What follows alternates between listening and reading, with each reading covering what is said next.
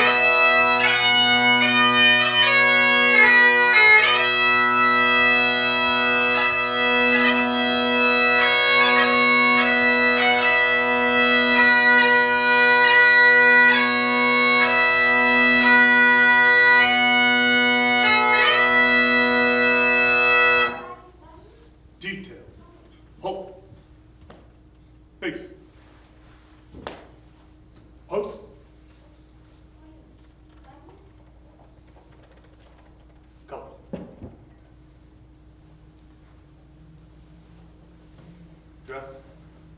Color. Quarter. Turn. Breathe. Set. Arms. Uniform personnel. Order. Off. Detail. Face. Forward. March.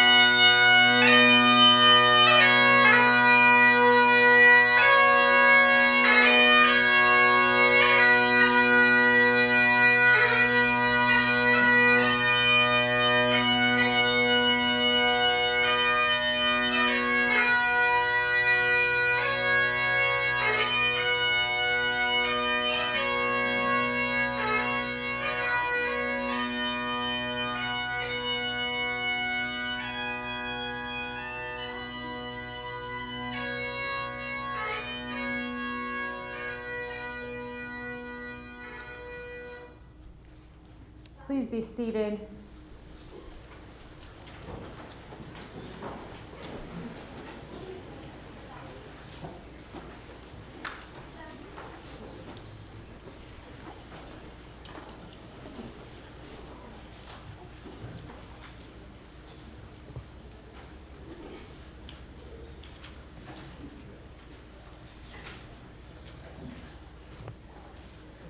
We welcome you all this morning as we gather to honor the life of Michael Andrew Orland. Our hearts go out to Mike's family, to Margie, to Lisa, to Laree, Jacob and Jared, Trent, Liliana, and Trevor, Dave, Kaylee, Winnie, and all of those who are here this morning to say goodbye to this wonderful man. Today we gather to bring comfort as the family begins to walk their morning path. And above all, we hope that you, Mike's family, feel comfort and the love in this room that is surrounding you today. A poem that speaks much of Mike. A successful man. That man is a success who has lived well, laughed often, and loved much, who has gained the respect of intelligent men and the love of children, who has filled his niche and accomplished his task, who leaves the world better than he found it, who has never lacked appreciation of Earth's beauty or failed to express it, who looked for the best in others and gave the best he had. And we know Mike to be that exact man. And so this morning, we will tell stories, we will recite traditional prayers, and we will remember him. And let me tell you that this is a space for you to bring all your feelings this morning.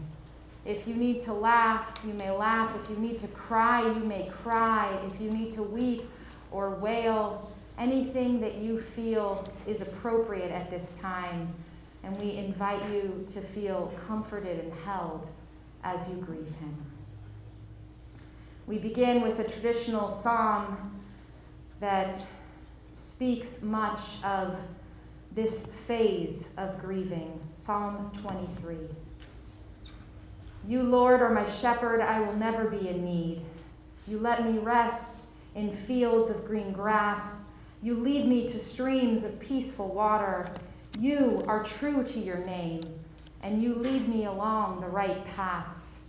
I may walk through the valleys as dark as death, but I will not be afraid. You are with me, and your shepherd and rod help me to feel safe. You treat me to a feast while my enemies watch. You honor me as your guest, and you fill my cup until it overflows. Your kindness and love will always be with me each day of my life, and I will live forever in the house of the Lord. And now we listen to a beautiful Hebrew rendition of this traditional song.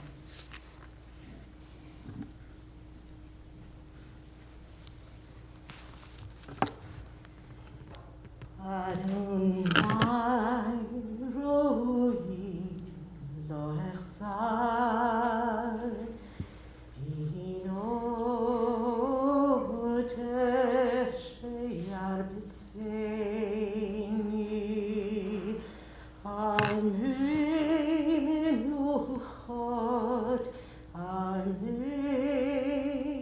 menuchot yena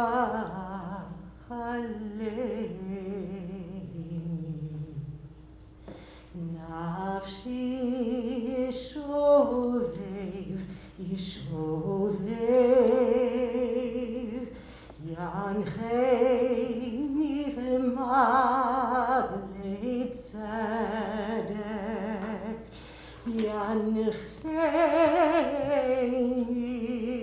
v'malei tzedek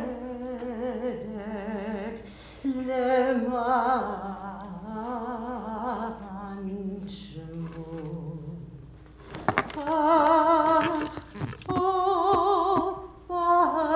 בחסד ירדפוני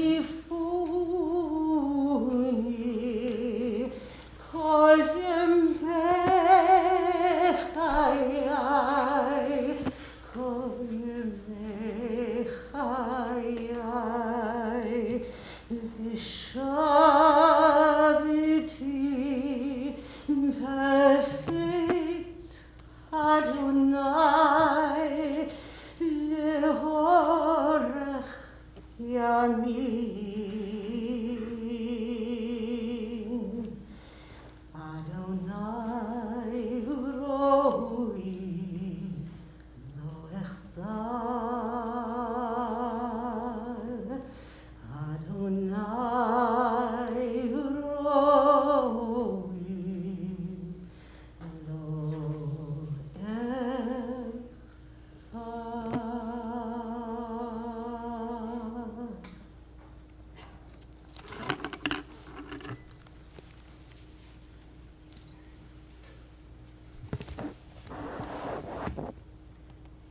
Psalm 121, also known in Hebrew as Esa Enai, speaks of looking to the mountains for strength, looking upwards and forwards for the strength from God.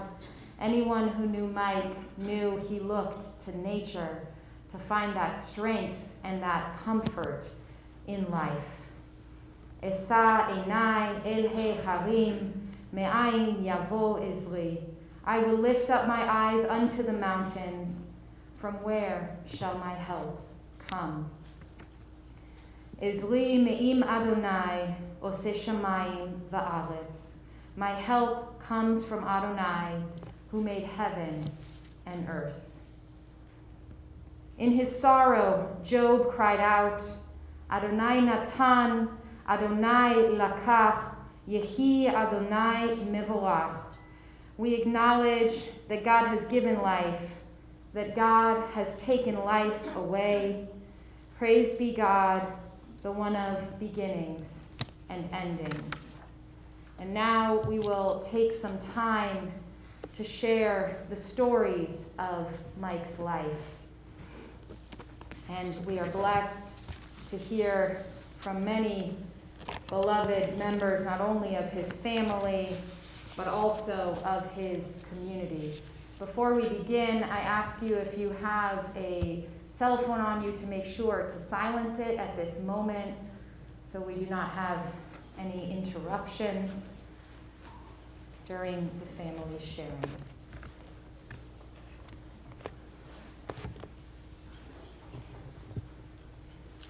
A person should always consider himself to be half wicked and half righteous.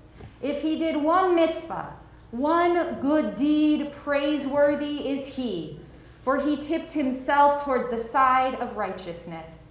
And if he sinned, woe is to him, for he tipped himself towards the side of guilt.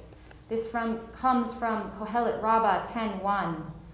Mike lived by these words. He was what we call in Hebrew a tzaddik, a righteous man. No, perhaps not in the traditional way. You wouldn't normally catch Mike hanging out in a synagogue. I think I only met him inside our building maybe 1 or 2 times ever. But nonetheless, he lived his life like a tzaddik, and he passed on this teaching to his children. Did you know that each day, especially when Jacob and Jared were little, Mike asked his boys, "Did you do a good deed today?" He would tell them, "Your day is not complete until you have done your good deed. Open a door for someone. Help a friend." But he wouldn't only talk about this with his boys. Mike lived his life by example. It's no surprise to anyone, much like his dad, Mike loved a good meal. One of his favorite places was Jackpot Thai in San Bernardino. Across the street from the restaurant, there happens to be a gas station. Whenever Mike took the boys, they would swing by the gas station first to see if the local homeless man was hanging out that day. And if he was, they would make sure to buy an extra Thai meal and drop it off for him on their way home. Jewish tradition teaches a tzaddik is one in whom we see our truest selves, one who allows us to realize that each one of us is essentially divine. And so, just by being there, but especially by our bonding with him, he connects us to the God who breathes within each of us. Michael Andrew Orland was such a man who, for the short time he had on this earth, lived his life open-hearted, bringing others closer to one another, to life, and back towards the unconditional love that pulses within us and throughout this universe. The first words in the Torah, our Jewish sacred text, which we read this past Shabbat, are Breshit bara. In the beginning, it was created. Mike had many beginnings, but the first beginning of Mike's life, he was created with spunk and love and loads of light by his beloved mom, Margie, and his wonderful father, Bert, of blessed memory. Margie tells me that Mike was always a very inquisitive young boy, and he was crazy smart. Dave, his brother, talks about how he always worked so hard in school, and he was always doing a quest for knowledge his entire life up until the very end. Mike and Dave were endlessly competitive with one another, whether it was in sports, school, or at home. They loved each other. These two brothers cared for each other and played hard. And as many of you know, Mike was a world traveler from a very young age. Thanks to Margie and Bert, he had opportunities to live all over the world, before the age of young adulthood even. The year Mike finished kindergarten, his family moved to Alaska from Shreveport. A teacher suggested that they keep Mike in kindergarten one extra year, but Bert and Margie refused. And as soon as Mike began first grade, the raves and the phone calls about Mike and his inquisitive nature and sharp wit started coming in. Mike had a special spark about him, always standing out amongst the crowd, and yet quiet in his own ways.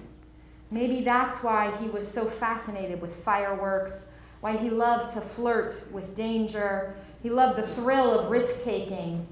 But there was nothing Mike loved more than the great outdoors, where one could truly be at peace with the world around him. Bert, Mike's dad of blessed memory, taught his sons to cherish the great outdoors. He showed them the world and nature. He taught them to fish and to ski and to camp and to travel and to explore with an open heart.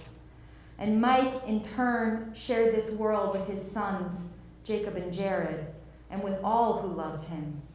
There's no doubt that Mike's sense of adventure was affected by his parents' meaningful trips in his youth. Mike lived in the United States, Alaska, and Germany before most young boys ever even left home. He never lost his wanderlust. Instead, he followed it all the way around the world. As a young man, Mike met Chuck and agreed to become his assistant to this photographer on a trip around the world. Mike worked hard. He read up on each location. On some days while traveling, he wasn't even able to eat anything but a candy bar, and yet he saw the world. He began to experience the adventure that the world had to offer himself as a young man. Mike was the penultimate student of life, always planning his next adventure up until his very last days. Jacob shared that on a camping trip with a friend in Alaska, Mike and the boys and their friend sat around the campfire and discussed what could they do to make it awesome. This became a mantra for the family. They would discuss, how could we make our experiences more awesome? How could we make awesome for some other people? Mike lived his life by this motto, make it awesome. Mike was always the life of the party. He had a quiet wisdom about him that those closest to him cherished. He and Laurie fell madly in love and brought Jacob and Jared into this world. Some of Mike's proudest moments were with those boys. And Laurie and Mike and the boys built their home from their very own hands and creative spirit. The home that Laurie and the boys still live in today is filled with the loving handiwork of Mike, his friend Alan, who he knew from college, and so many other family members who came and helped out. Jacob shared that he remembers coming home from school with his brother when they were young and following his dad around the build as they put bricks to build the fireplace and helped sand the walls. This house was a labor of love that will stay with the boys and Laurie for their lifetime, and hopefully their families as well. But he not only affected his sons, Mike had an impact on everyone who knew him. In fact, Jacob and Jared shared that all their friends would come to Mike for advice when they hit a rough spot in life. Mike was the one who always knew what to say, who always knew exactly what was needed. How does a person gain this? It's no secret that those who experience pain and loss can find an opening of the heart. Mike seemed to come into this world with compassion and leave it with even more. The boys and all their friends will miss those talks with Mike, where he offered kind-hearted words. He ushered young people towards love and kindness. He welcomed those who suffered with compassion, with an open heart. Mike's work as an EMT at first and later as a firefighter took him into many tragic situations. For those of us who've had the blessing of being present with others while in deep grief or fear, know that life comes into perspective very quickly in those moments. It's clear that this sacred work of Mike's opened his heart even more, helped soften and further polish the soul of this wonderful man. Through his years of service as a firefighter, Mike saw the worst of death and the beauty of the birthing process. One brief story from his many years of service, which certainly can in no way sum it all up. He received a call when he was working as a paramedic for an ambulance company. There was an accident in Beaumont, a residential area. A car had spun out of control and landed upside down in someone's driveway. And Mike got to the scene before the fire department. He and his colleague didn't have any of the tools that they needed to get the still alive gentleman out of his car. So Mike told his buddy to go check the trunk of the flipped car, which was upside down. His buddy opened the trunk and a crowbar fell out at his feet. They used it to pry the door open. The driver was awake and responsive. Mike asked the man, "What day is it?" The man's response was, "It's the day of reckoning." It seemed the man had had a mental breakdown. He was about to marry his beloved, but he had a change of heart, so he took off in his car. The driver was certain he was being pursued by some angel of death, and instead he was gifted a new start, an angel of life, as he was carefully extracted from his flipped vehicle. There is no way to do the incredible work of the firefighters and paramedics and not be changed by it. Ask any of them who are present. Being present as others dance with death and somehow skirt back into life reminds us what really matters. It teaches us to love with abandon, to cherish those we hold dearest, and to respect the pain of loss and offer unconditional love always to anyone who suffers. Mike lived his life by this creed. Mike, while no stranger to other people's moments of deep pain and loss and fear, had his own suffering to endure as well. Despite his illness and diagnosis of a terminal cancer in the past 4 years, Mike went very rarely to despair. Instead, he used his illness as an opportunity to dig into life further, to create more adventures, and to polish his giant heart. Lisa shared that when Mike met with new medical staff, they would immediately fall in love with him. But once they read his charts, the doctors and the nurses would grow immensely sad because of his diagnosis. Mike would always be able to turn it around somehow, make them laugh, make the opportunity feel like a blessing for those who would be helping him. He loved to spoil those who cared for him, and he would always bring a spread to his doctors at Cedars and at the City of Hope, bringing fresh salmon he caught and bagels and schmear, making sure that they felt his love and gratitude. Lisa shared that before he got his kidney removed, he was at an appointment where the doctors had to mark up his body and the spot where they would be doing the operating. Mike instructed the nurse to draw a smiley face instead of the simple circle used to mark the spot. He was able to turn what could be one of the darkest moments into one of laughter and joy. Mike decided that he wanted one more great adventure, and he chose to ride from home all the way to Alaska on a motorcycle, and to do it with his son Jacob. So he set out planning his next adventure to figure out how to make it a fundraiser to help others, how to cherish the time he had left with those he loved. Despite the hiccups in Mike's own illness, he was determined to go on this trip. When recalling that trip, he told me that for the 10 days that they were riding, it was a huge rainstorm and lightning and thunder, and it didn't even let up at night while they were riding. They would be sitting next to one another, and it was raining so hard they couldn't hear one another talk. But when they arrived in Alaska and all their friends were waiting for them outside, ready to celebrate that incredible journey that they had taken, the trip is one of those experiences that they will never forget. They will always cherish as quality time together, doing what they love, enjoying nature, adventuring, celebrating with family and friends. Mike also cherished those moments. He knew how to share his love far and wide, first with his parents and his brother Dave, then with the wife of his children, the mother of his children, Larry, then with Jacob and Jared and his immediate family, and later with Lisa and her boys, Trent and Trevor. Lisa was a single mother for quite a very long time, by choice, of course, because she wanted to make sure her boys only had the best of influences in their lives.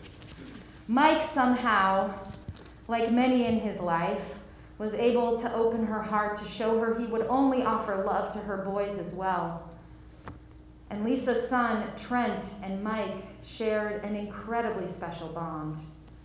Mike was able to mentor Trent like he had with so many young people interested in going into service in the fire department.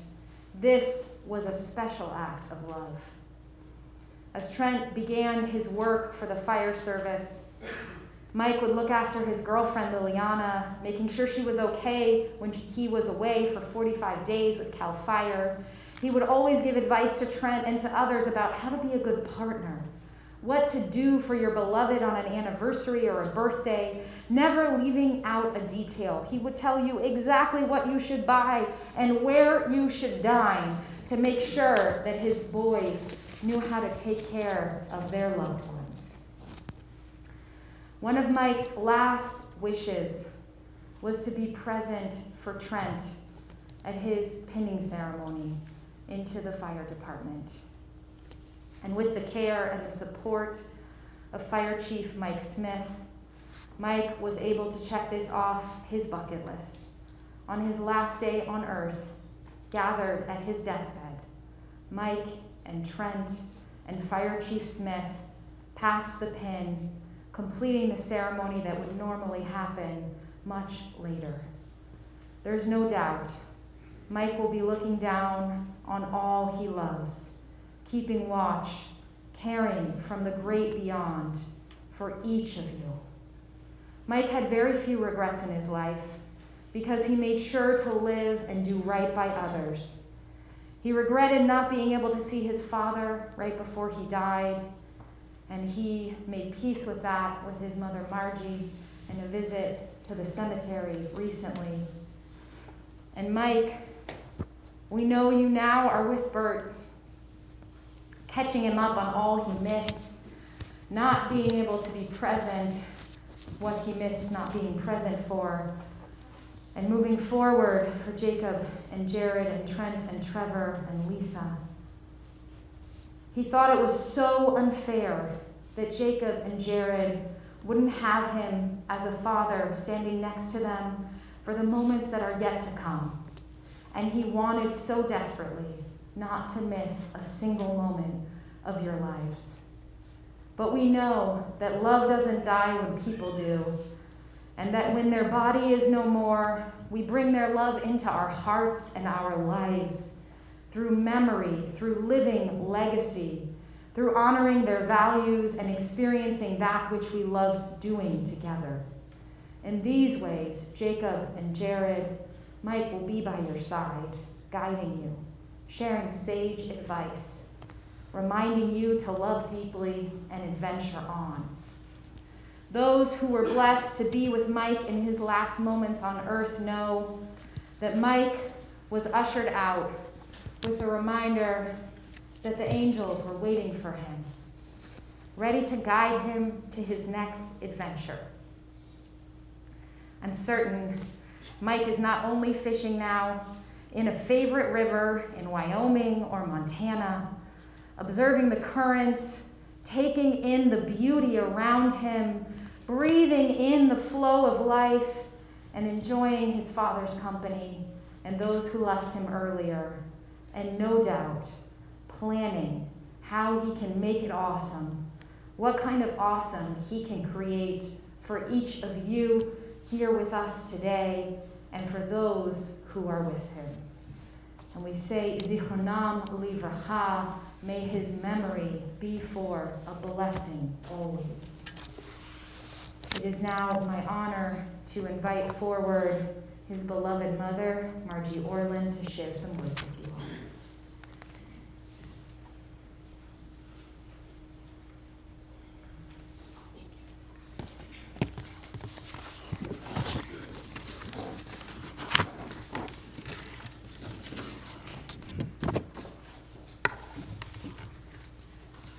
Before I share some thoughts about Michael and my life with him, I want to thank everyone here today to celebrate Mike's life. San Manuel, Crafton Hills Fire Academy, family, and so many friends that have supported and encouraged him through his ordeal with cancer. Chief Mike Smith, Lisa, who cared for him so diligently during the last few days, and Larry, who raised two wonderful sons, and to Rabbi Gander, who took the time to sit with the boys and learn about Mike. As a mother, we carry our unborn for 9 months, bring a new life into the world, and see them through years of life experiences and challenges. But never, never would we ever expect to lose a child at such an early age. A dear rabbi friend shared that when a child dies before a parent, that God cries. Certainly, Mike's life was taken too soon. I had a few private mind conversations with Mike this past few days. As we hear his stories and moments in life, I promised that I would share with a twinkle in my eyes and heartbeats of joy for all he meant to me, for being such a fine and caring son. Today, we celebrate Mike and what he meant to each of us. Mike was always curious about life and many aspects of it, so he would do his research on anything that came up in so many areas of interest that he became a trivia junkie. Conversations with Mike were always interesting and at times challenging.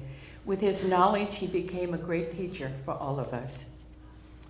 As a young boy who at times could be very feisty and determined, his grandmother Orland named him the bold one. Well, Michael certainly lived up to that. When he knew what he wanted or didn't want to do, he let you know.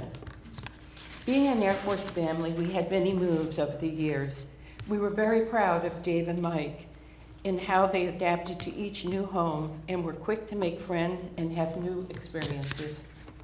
Living in Alaska for 4 years, the boys were taught at school about walking to school and home in the dark and to beware of moose wandering and not to touch metal with freezing temperatures. Well, as you can guess, Michael had to test that, and one day I was on the second floor of base housing and the kids were yelling for me to come as Mike's tongue was stuck to the slide. Here I am, slippers, and getting ready to jump into a foot of snow when I think Michael's hyperventilating released his tongue. He was lucky. Michael always had to test things out for curiosity's sake. At 13, bar mitzvah gifts given from grandparents were YZ80 motorcycles to Dave and Mike, and they rode in the canyon with Bert. Motorcycling eventually became great love of Mike and his sons. Alaska tour for 4 years, experiencing fishing. Mike's love for fishing became a true fly fisherman. Our amazing reunion trip with Mike and David to relive those experiences are referenced in the journal that I have up front. As the years went on, Mike learned many sports. He loved skateboarding, racquetball, motorcycle riding, fishing. He did everything with great gusto. Eventually, after a decision to not go back to college, he got a job at Sports Country in San Bernardino. It was a shop that catered to very unique sports of hiking, rock climbing, windsurfing, skiing, and many others. It was at Sports Country that Mike met Chuck Ellenberg, a renowned photographer, who was getting ready to do a world photo shoot. After a long discussion with Chuck, Mike accepted Chuck's offer and became his assistant. That was the beginning of a challenging and great life experience for Mike and great friendship with Chuck. Chuck actually wrote a 3-page letter to Mike yesterday and sent it to me in an email. And it was the most touching letter a man could ever write about a man that he shared 8 months with. And I hope that someday you can all have an opportunity to read that. Possibly we'll read it at the Celebration of Life. They traveled to 5 continents and 50 countries. Bert and I had the opportunity of meeting them in Africa and having an amazing safari experience. Upon his return home, Mike decided that he would go to Crafton Hills Fire Academy and eventually started his career as a firefighter paramedic. Life with Mike. Let me share some moments. Holidays and celebrations were so important to Mike. Family visits in the summer with aunts and uncles and cousins around the pool. Holiday dinners, Thanksgiving. Mike loved my turkey stuffing and gravy and pecan tarts. Early on after a Thanksgiving dinner, Mike decided that we should pack up plates of food to take down into Redlands and look for a homeless family. So we did that, and they were so grateful. Passover, Mike loved matzo ball soup. He asked for that several times when he struggled in his cancer. We call that Jewish penicillin. Hanukkah was celebrated with latkes and more latkes. It seemed Mike could never get enough. We had some fun games we played, asked if I would do Hanukkah at the station. Of course I said I would. We made brisket, latkes, and after dinner, Michael would tell the history of Hanukkah, and we would all sit around the big dining table and play dreidel. Mike loved to cook and was always calling to ask me to send recipes to cook at the station. I finally decided to make him his own cookbook. Then, unexpectedly, life changed for Mike.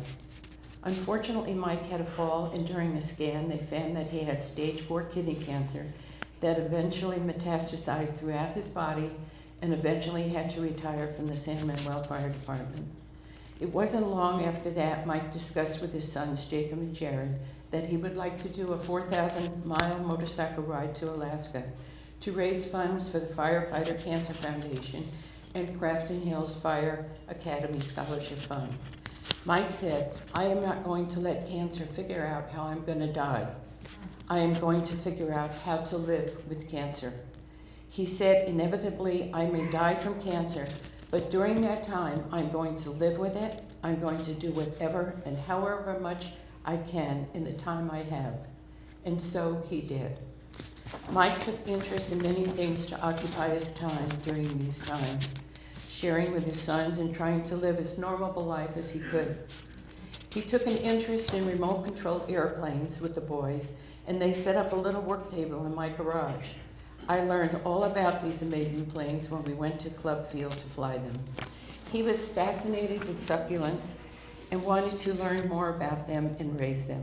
We would drive down to Orange County and go through 3 to 4 succulent nurseries, being so fascinated with all of different species.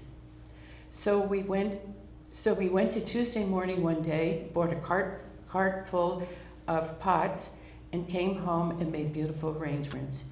He would teach me all about caring and raising them, and I've done many of those in my own home.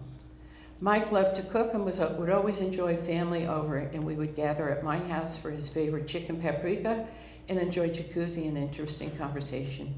Movie night at Mike's was viewing the History Channel, metal craftsmen, Western movies, and a wide selection of other interests that created good conversation.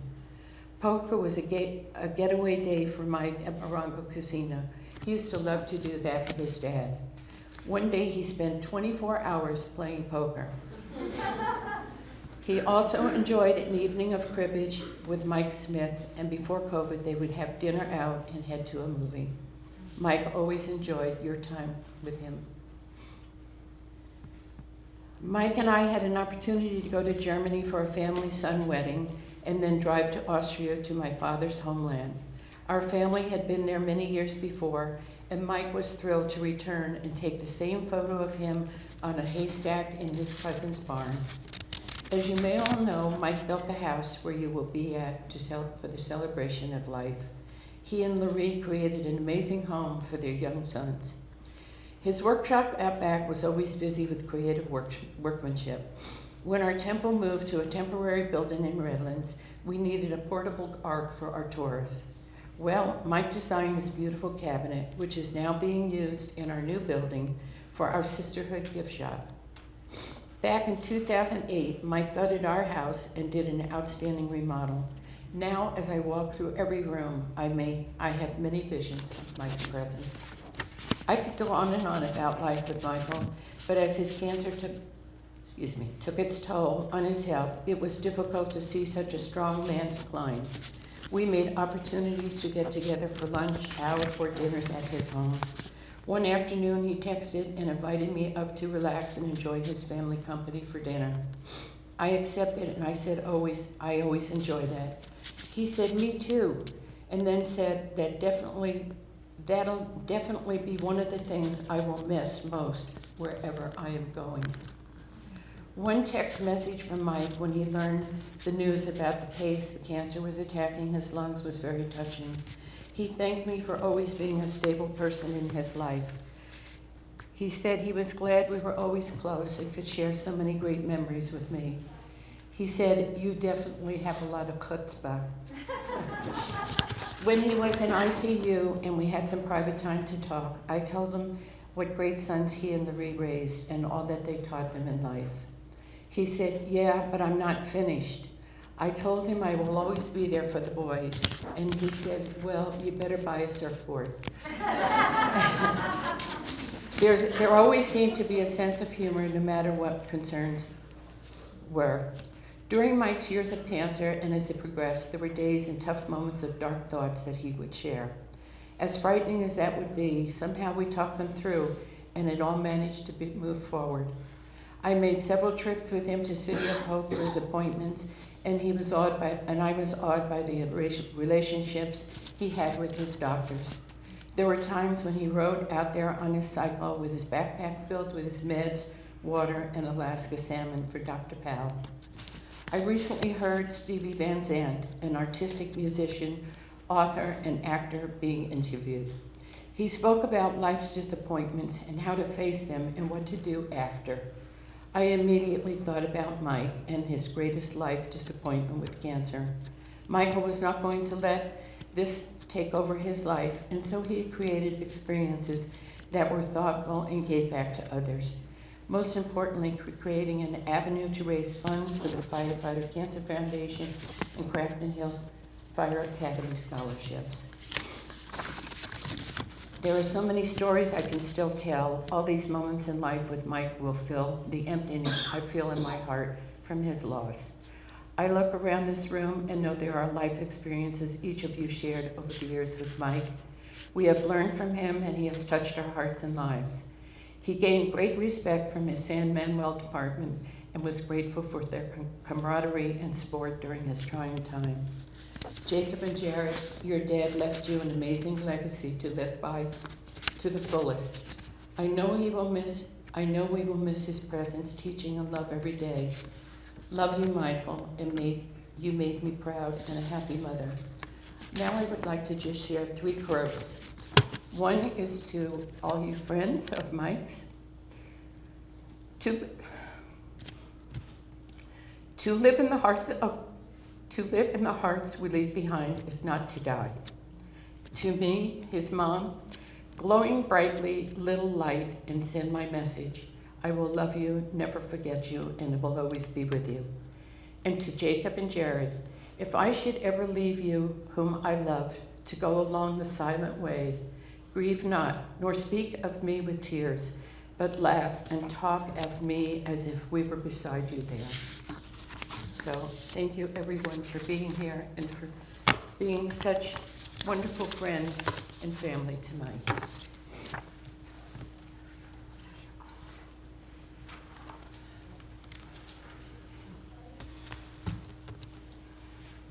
It is my honor now to invite forward Fire Chief Michael J. Smith to share some memories with you all.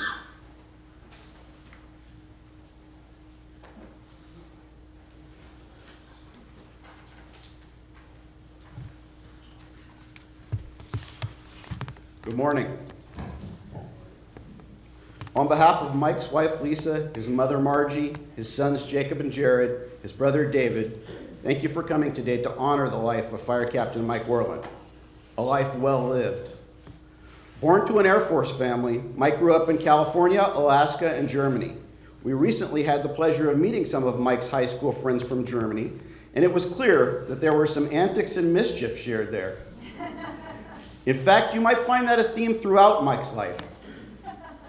Mike was an adventurer and a traveler. He traveled to 70 countries on 5 continents and could tell you a story about most of them. From squatting atop a pyramid in Egypt to being a young man enjoying Oktoberfest in Bavaria to big rock climbing across the United States, Mike was a traveler at heart. He loved the outdoors and enjoyed climbing, hiking, scuba, skiing, windsurfing, fly fishing, and motorcycle riding. At one point, he worked as an instructor so he could even teach others how to enjoy these adventure sports as well. But there were a few places that held a special place for Mike, and he would return to them regularly throughout his life, later taking Jacob and Jared there to share these experiences. The first was Alaska. Mike loved to fish and enjoy the outdoors, and he told me that the times he spent there with his sons were some of the very best moments of his full life. When Mike got the diagnosis of cancer, he quickly resolved to not just fight it for himself, but to do something about it to prevent others, especially firefighters, from suffering this affliction. Since motorcycle riding in Alaska were both passions for him, he organized a motorcycle ride from California to Alaska to raise funds for the Firefighters Cancer Support Network. I mentioned that Mike had many adventures, and each with their own moments of triumph and mischief. You should ask Jake, Jared, and BJ about some of those stories later today when we gather. This trip was so important to Mike. Not only did it let him share this experience with his boys, but it represented a way that he could fight back, live life, and raise funds and awareness to help others. Mike also liked to play cards. Well, play serious cards at poker tables at casinos sometimes, but more often than not, play games with friends and fellow firefighters for monsters, for who had to cook, for who had to clean, or so that he could simply feign his frustration with all of us with the lack of our card skills. Whatever, but mostly for the great time it allowed him to spend with all of you. To the men and women of the fire service here today, know that in addition to his brother David, you all were too like brothers and sisters to him. He loved being a firefighter, and even more so, he loved you, all his fire service family. Mike had a profound commitment to public service. He served as a paramedic, as a firefighter with CAL FIRE, and with San Manuel rising to the rank of captain. He was dedicated to serving others, including his fellow firefighters. I think it noteworthy that the last day that he worked on a fire engine, actually he would correct me, on the medic truck, the last day that he worked on the medic truck before going on leave to fight cancer was not a day that he was scheduled to work. In fact, he came in that extra day to work on Christmas Day in 2017 so one of his brother firefighters could be able to be home with his family that day. Mike regularly remarked to me that he really saw the true brotherhood during his fight against cancer. Firefighters from San Manuel, Redlands, CAL FIRE, and more continued to provide support and companionship until the very last day. This deeply touched Mike and his family. Even while fighting for his life, Mike remained in service, mentoring others, visiting each new class of the Crafton Hills Fire Academy, and starting a scholarship where he could provide support to others to help the next one in line. That scholarship will go on in Mike's name to future firefighters for generations to come. I had the privilege to discuss with Mike what I would share with you about him when this day came, and he asked me to pass along a few messages in true Mike Orland form. First, I was required to admit to all of you that Mike outscored me and got top of our class when we went to the fire academy together. No joke. Made me promise. Next, he wanted you all to know that in the last spirited debate that each of you had with Mike, whether it was about politics or cryptocurrency or motorcycles, etc., you probably all have had one of those discussions that you can reflect back on, but he wanted me to remind you that he was right. On a more serious note, he wanted me to remind his brother and sister firefighters to be safe on the job. Take firefighter cancer prevention seriously. He loved the job and never regretted his life of service, but he went too soon. And he wants each and every one of you to take the care necessary to retire with good health. Margie, you were the one constant throughout all of Mike's life, his North Star and a source of comfort to him throughout his life and until his very last breath. Lisa, not only were you Mike's wife, but his constant companion, his staunch advocate, and a constant source of care and love. Mike told me several times that the very reason his earthly journey went on as long as it did was because of all the love, care, and support that he received when you were by his side. Jacob and Jared, I'm so glad that you boys got to spend so much time with your dad in the last years. Whether it was flying RC airplanes, shooting, fishing, or just hanging out, what your dad loved most was sharing experiences with you both. He loved you both truly. With so much done in his life, the only thing that he feared at the end was missing moments with you. But he is with you wherever you go, and his love didn't diminish on September 4th, but merely changed forms. Keep taking him on your adventures. Our friend, Fire Captain Michael Andrew Orland, a life well lived. I leave you with the last words Mike said to me, which he would say to each of you if you were here today. I love you, bud.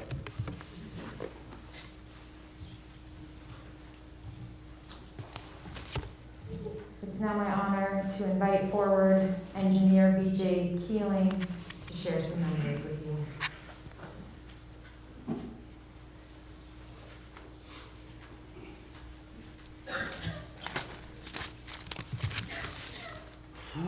Right? Good morning. You all know me. I'm BJ.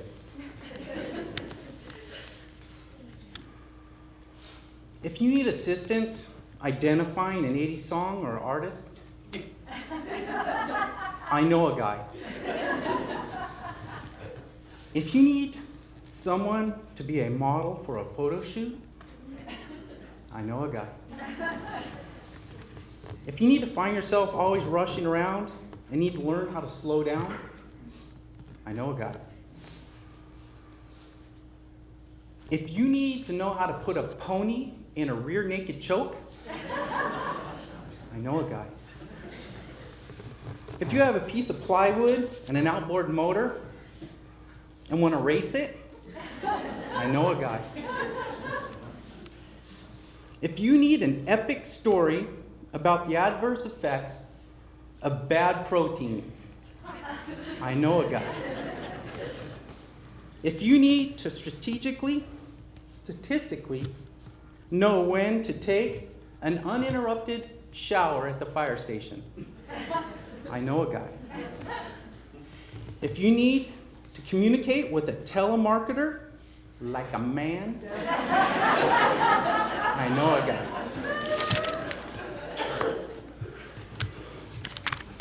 If you need all the things obvious throughout the fire station labeled, I know a guy. If you need to know the benefits of slathering your body in coconut oil, I know a guy.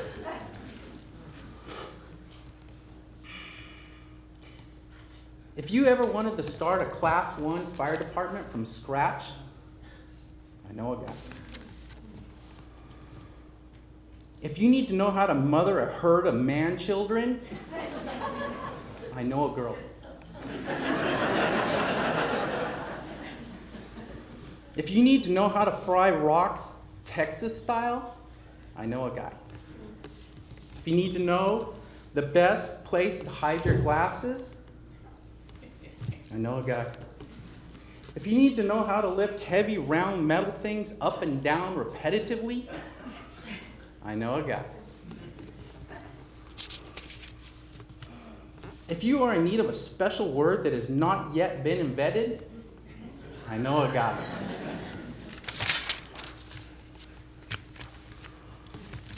If you are in need of an adventure, I know a guy.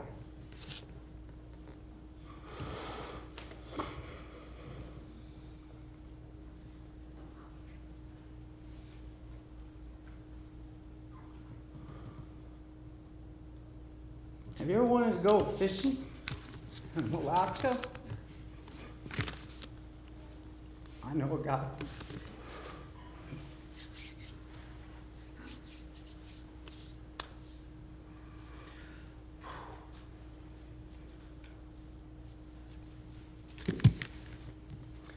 If you're not sure of the beverages to start that fishing trip off with, first thing in the morning, I know a guy. How would you like to go scuba diving in Mexico? I know a guy. How'd you like to learn to fly RC helicopters, planes, rock crawlers? I know a guy.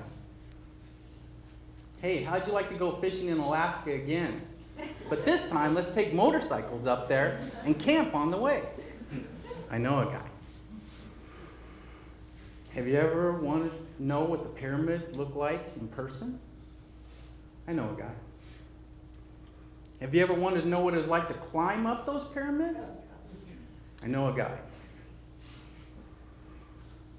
Have you ever wanted to know what you do when you get to the top of the pyramids? I know a guy.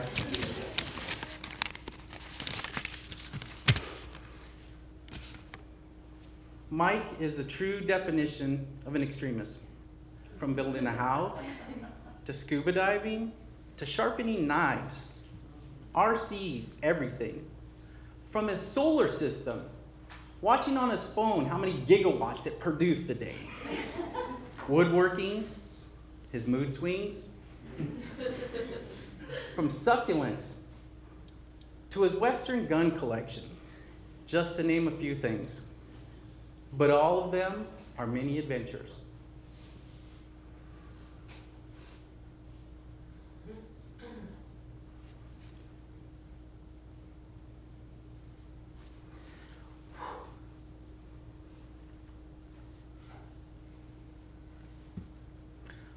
I will truly miss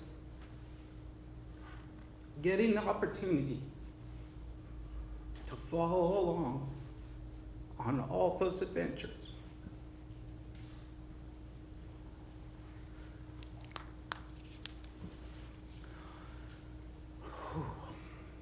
It's not easy. One of Mike's concerns was the legacy he would be leaving. So he started a scholarship fund at the Crafton Hills Academy. Very noble and a true legacy for sure. But, in my opinion, it is only secondary to the true legacy he has made on this world. That being the two young men he's graced us with. as well as 3 very strong women.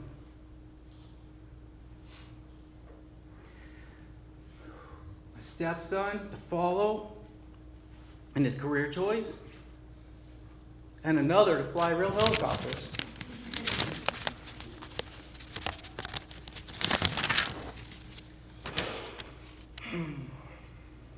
And may I point out, all of us, and the memories he is leaving behind.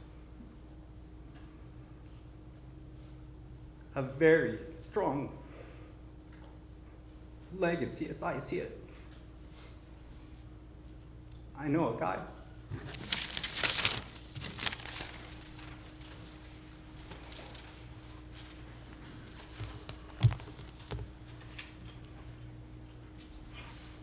It's now my honor to invite forward Senior Inspector Vince Tovar to share some words with you.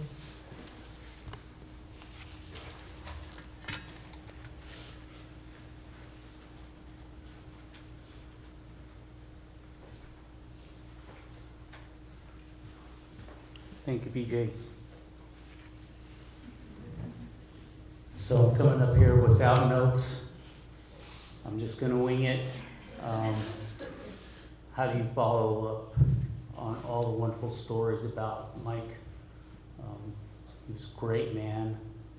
He was a fantastic captain, a mentor, stimulated the gray matter just with his trivia knowledge of useless things, 80s music, and he was a brother. And I thank everybody for being here, all of the brothers, sisters, mothers, everybody who appreciated Mike. Mike meant something to all of us. I don't have a lot to say, but I did want to tell a story. For those of you, I've told a couple of you the story already, but for those of you, Mike and I had a huge music connection. And I'm sure a lot of you have heard the stories about him calling me up and asking me who sings the song that goes da da da, and I'd like, give me a second, and I'd come up with it right away. And before Shazam was in, it was me. And so on the day that Mike passed away, I just wanted to see if he would react to a couple of songs that I played for him. And these were some songs that back in the days at the station really got him going, meant a lot to him. And one in particular was a song by a German act, and some of you know the song. I played it for him.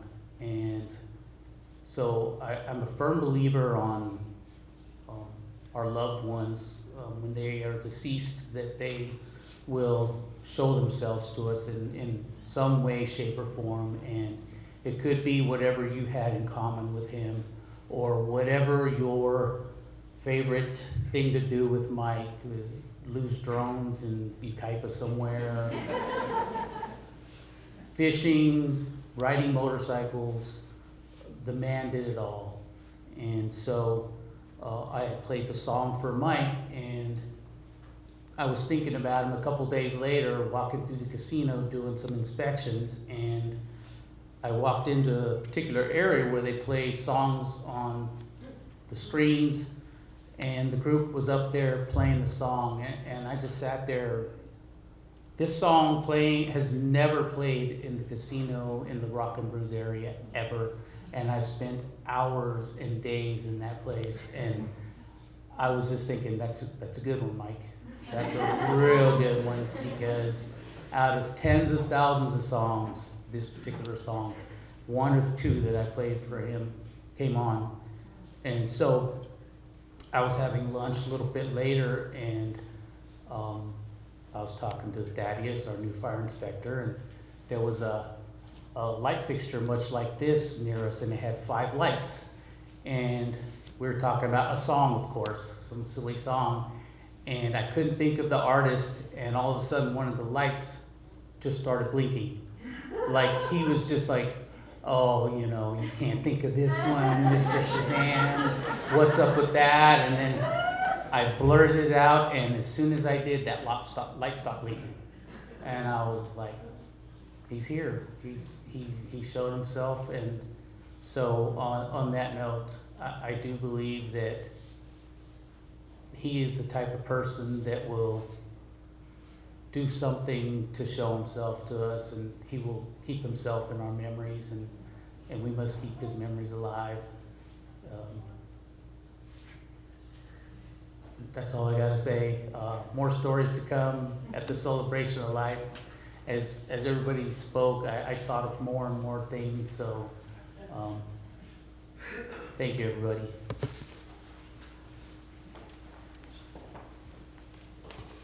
And for our final speaker this morning, I invite forward Mike's wife, Lisa Orland, to share some words with you.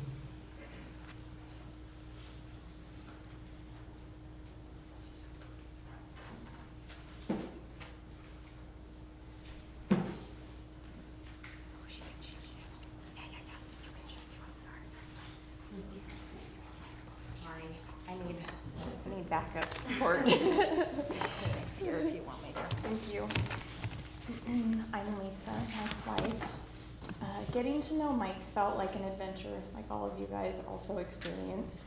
Much like everything he did in his life, there was this contagious sort of spirit behind the experiences we shared together over the past few years. He always seemed to have some grand plan put together, even if it was only to do some cooking in the backyard, which is typically a very ordinary thing to do. Mike lived full of intention and took responsibility, steering his life in the direction that he wanted, a captain to the core of his being. In his final days and hours, Mike faced his mortality with courage and bravery. I would like to read a quote from a book he and I shared recently that resonated with both of us very deeply, by the author Viktor Frankl. Everything can be taken from a man but one thing, the last of the human freedoms, to choose one's attitude in any given set of circumstances, to choose one's own way. If you judged Mike solely on his attitude, you would never have guessed that he was going through what he was. It was one of the most admirable qualities about him, and that spilled over into the quality of his life throughout his personal battle. He accomplished more things than most people could hope to dream of. He lived with passion, hope, responsibility, complete freedom, and the beauty to seek refuge in nature as a means to endure and overcome harrowing experiences. We shared some relief in Joshua Tree a few months ago, and I was grateful to be able to witness the restorative power that being in that environment had on his soul. Just being in Joshua Tree made Mike come alive. We reminisced about a trip we took in May to Real Hidden Valley, where he found 3 chuckwalla lizards that had always eluded him on other reptile hunts. Mike hiked and scrambled over boulders with a perseverance that made you forget that his health was failing. Later at our campsite, he had made what he called the perfect campfire because it only required one match. And he welcomed 3 young men in their early 20s that he quickly befriended in passing that were visiting the park from LA. We were all sitting around and chatting when Mike stood up out of his chair, pointed to the sky, and said, "Look." Moments later, the brightest shooting star passed as we gazed in disbelief. One of the young men said that it was the first one he had ever seen before. It's safe to say that Mike made an impression on those young men like he has on so many young people he has mentored. The following morning was just as magnificent as he drank his Monster Energy drink, just like any other ordinary morning. Birds and chipmunks gravitated towards him, and he literally had them eating out of his hands. I cannot explain how these events came to pass, but I am so grateful that I got the opportunity to tag along. Mike may not be with us in the physical sense any longer, but we can find solace in the experiences he shared with all of us. Whether they involved us or we lived them vicariously through one of his famous stories, Mike will always be somewhere within us, and the impact he left is one that is felt. Safe travels, Mike. Enjoy your next big adventure. And now I invite forward Liliana to share some words with you.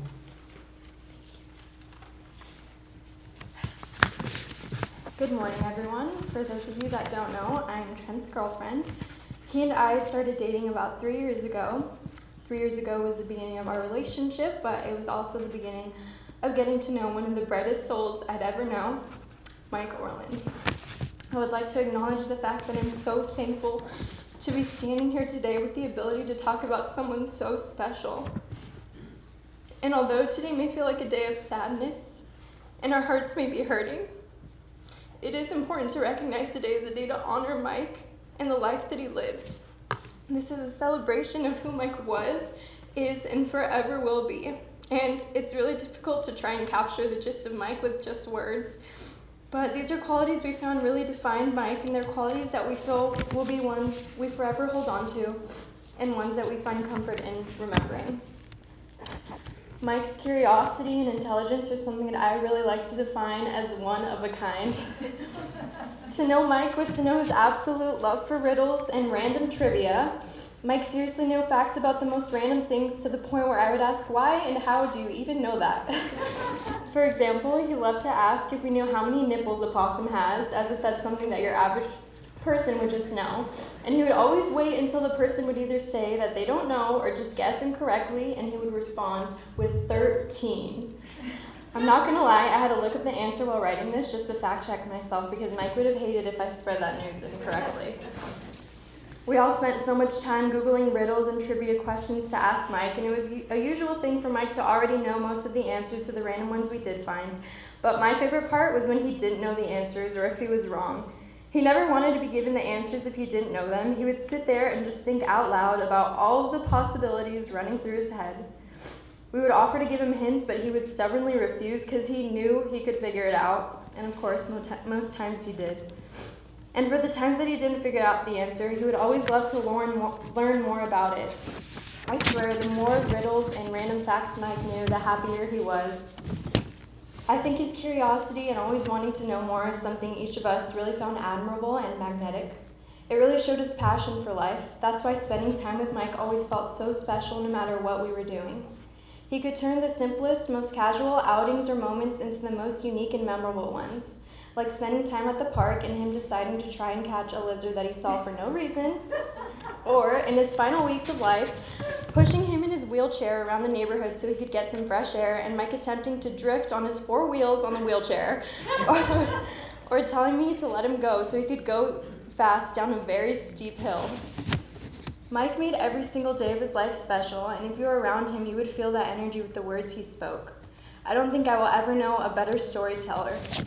He talked about things he loved with the passion in his eyes and in his heart, especially his love for numbers. In his final weeks, Mike asked what year I was born. I responded with 1999. He paused for a second, and his eyes lit up with an amazing realization. He was so excited to point out to me that Trevor was born in 1996, Jake in 97, Trent in 98, me in 99, and Jared in 2000. And with the way Mike explained it, suddenly that was the coolest realization for me too. He then proceeded to get up from his bed to head to the living room and tell Trent and I, "Come on, let's party like it's 1999. I could go on and on about all the unique and special qualities I saw in Mike, but I think the one that will stick with me most is his bravery. In his last days of being on hospice, I never once saw or heard Mike complain about his condition or diagnosis. He really was living every single day to the fullest extent. Although I only got the opportunity to know Mike for a short 3 years, he loved me like a member of the family he had known for a lifetime.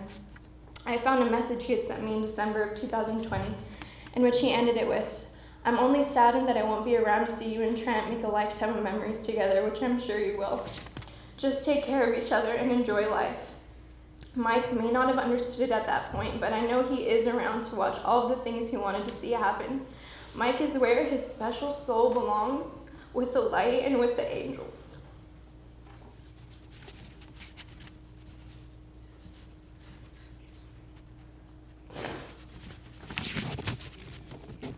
So with taking a piece of Mike with us in our hearts, just continue to take care of each other and enjoy life, just like Mike wanted us to do.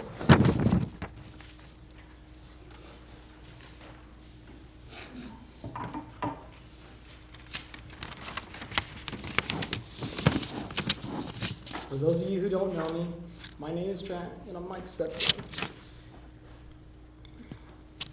Cannot even begin to put into words the impact that Mike had on me in the time that I knew him.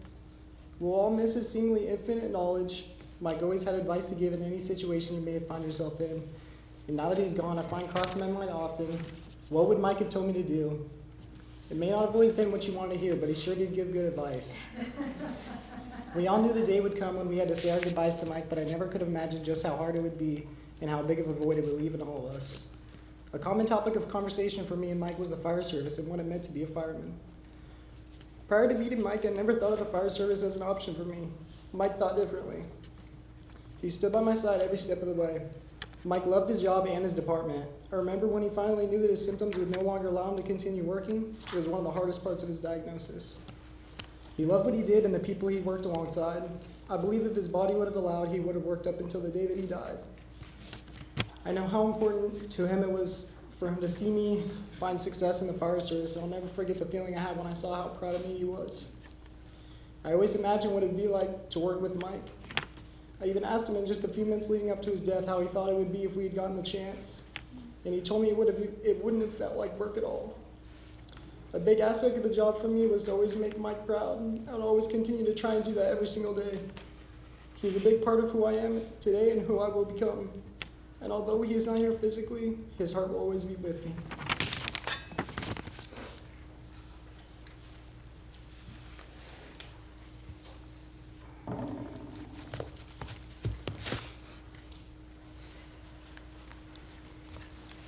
So we're now going to take a moment of silence to reflect on some of those beautiful memories that we heard.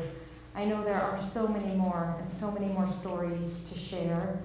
And those of you who will be joining us at the celebration of life at Marie and Jacob and Jared's home afterwards will be invited to share even more stories. Just checking in, Jacob and Jared, do you guys want to share anything? No? Okay. So I just share on behalf of my sons how grateful they are that you each have reached out with such love and support over this period for them, and how much it means to them to learn about the effect that their father had on each of us. So I invite each of you that is here with us today to continue to surround them with this love and support as the years continue. In Mike's physical absence, may his love and our love for him surround them with the strength that he brought to their lives. And with that, we transition now to the formal prayers in a Jewish ceremony.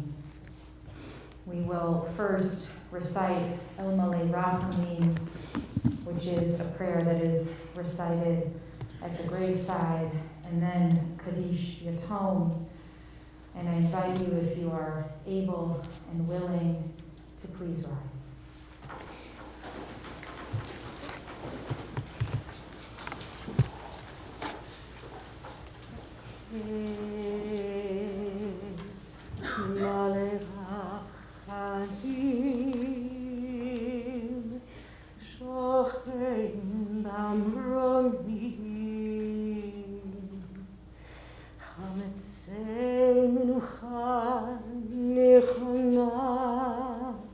תחת כנפי השכינה עם קדושים וטהורים כזוהר הרקיע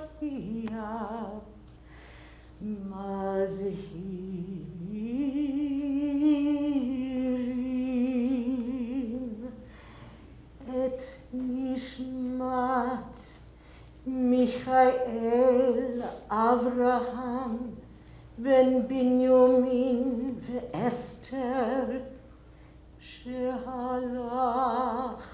לעולמו.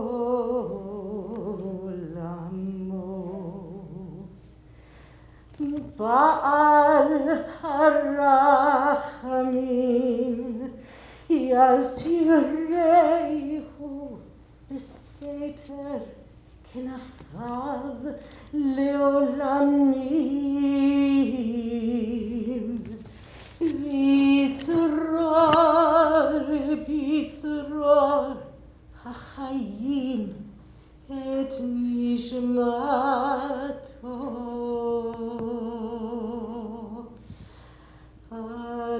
חי הוא נחלתו וינוח בשלום על משכבו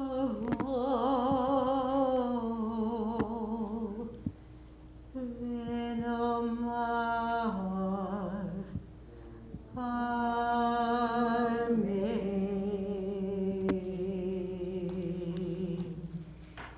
Compassionate God, eternal Spirit of the universe, grant perfect rest in your sheltering presence to our beloved Michael, who has entered eternity.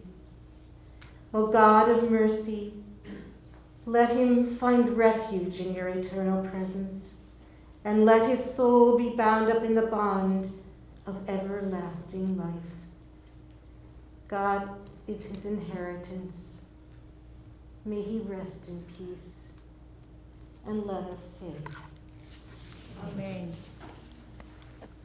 Please remain standing for the recitation of Khadija Tom. If you come from our tradition, feel free to join me in reciting Kaddish at this time.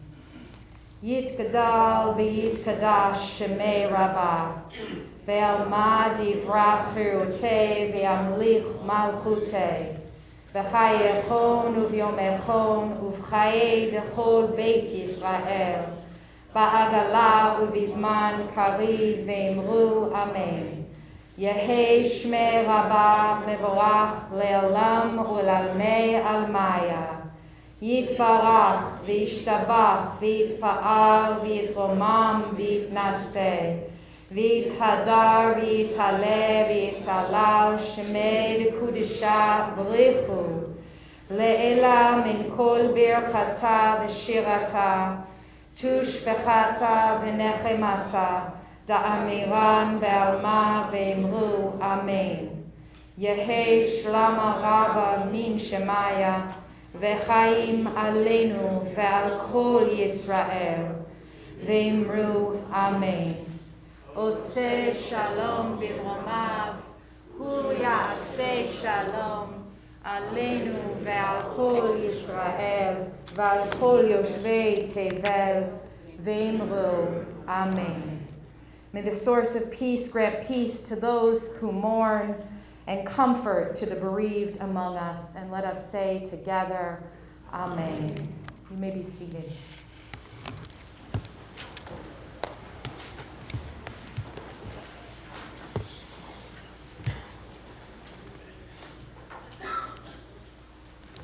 So now at this point, normally in a Jewish funeral or memorial, we turn our thoughts to you, the family. We turn our thoughts to you and we say, Hamakom yenachem etchem betoch sha'ar avlei Tzion v'Yerushalayim. May the source of all sources bring comfort and strength to you as you walk your morning path this afternoon. And we know in the amazing company that you are in, you will get that support and strength moving forward. It is now my honor to announce that we transition to the Fire Department honors.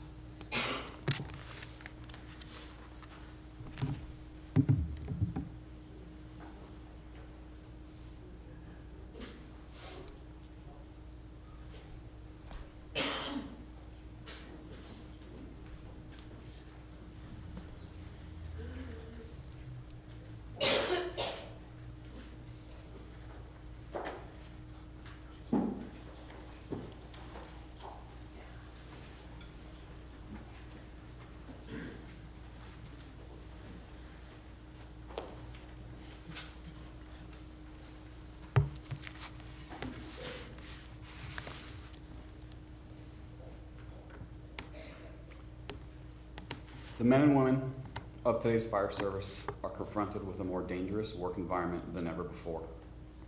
We're forced to continually change our strategies and tactics to accomplish our tasks.